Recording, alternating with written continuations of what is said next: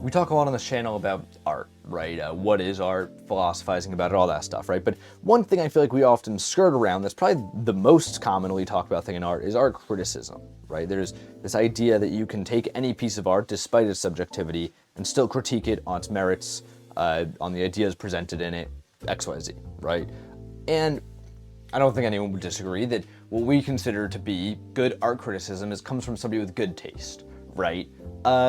I want to ask that question today. What is good taste? What does that mean? Good taste. Like, that's an interesting thing, right? Like, isn't it a little weird that in this zone of creation where we have everything in the world and we all agree, like, this is all subjective stuff, right? We all agree that there's no such thing as a rubric to make good art. We also have this class of people that we can look at and be like, they have good taste. That's really interesting to me. What I think is even more interesting about this is that David Hume has ideas on what good taste is. Of course, the famous philosopher, David Hume.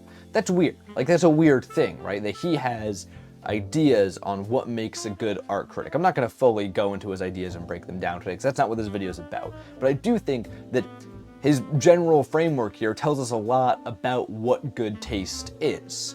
But I kind of also want to go against his ideas a little bit, because I think that a lot's happened since David Hume wrote that, and, like, I don't know.